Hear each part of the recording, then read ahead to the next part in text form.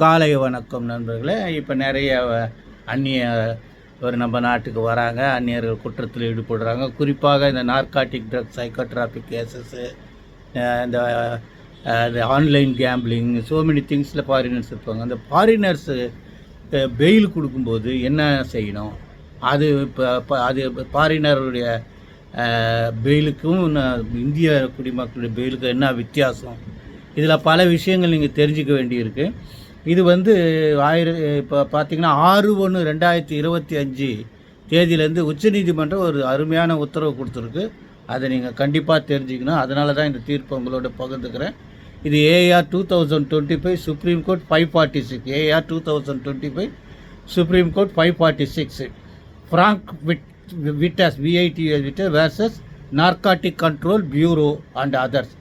இதில் ஃபாரினர் ஆக்ட்ன்றது 1946 ஆக்ட் 31/46 இருக்குது. அதில் செக்ஷன் 3 படிங்க. Bharatiya Nagarik Suraksha Sanhita BNSS section 483 bail application. அப்புறம் இந்த ஃபாரினர் ரூல்ஸு என்ன, இது foreign registration rules, foreigners rules, registration of foreigner rules 1992, இதெல்லாம் நீங்கள் படிக்கணும். அதில் அந்த இது ரெஃபர் பண்ணியிருக்காங்க. இதில் என்ன இஷ்யூஸ் என்னென்னா, சுப்ரீம் கோர்ட்டில் நீங்கள் பெயிலில் நீங்கள் விட்டால் கூட இந்த ரிஜிஸ்ட்ரேஷன் அத்தாரிட்டியும் சிவில் அத்தாரிட்டிஸும் அந்த அந்நிய குடிமகனை அவருடைய நாட்டுக்கு அனுப்புறதுக்கான உத்தரவு பிறப்பிக்கிறதுக்கு அவங்களுக்கு தான் அதிகாரம் இருக்குது. ஸோ அப்படி அவங்க உத்தரவு பிறப்பிக்கிற காலகட்டத்தில் அவங்களுக்கு சில தடைகள், விதிவிலக்குகள் இருக்குது. அது நிறைய இருக்குது.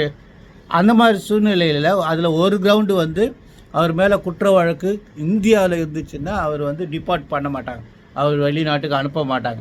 அந்த சூழ்நிலையில் என்ன செய்யணுன்றதுனால தான் இவங்க பெயில் அப்ளிகேஷனில் சிவில் அத்தாரிட்டியும் ரிஜிஸ்ட்ரேஷன் அத்தாரிட்டியும் பார்ட்டியாக போடணும் அப்படின்றது, போடலாமா போடக்கூடாதான்றதுக்கு தான் இந்த இஷ்யூ.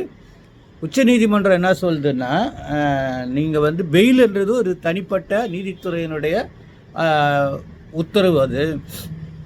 அதில் இவங்களுக்கு இருக்கிற அதிகாரம், இந்த ரிஜிஸ்ட்ரேஷன் அத்தாரிட்டிக்கும் அந்த சிவில் அத்தாரிட்டிக்கு இருக்கிற அதிகாரம் அது வேறு வகையான அதிகாரம், அது வேறு சட்டத்திலேருந்து வர்ற அதிகாரம்.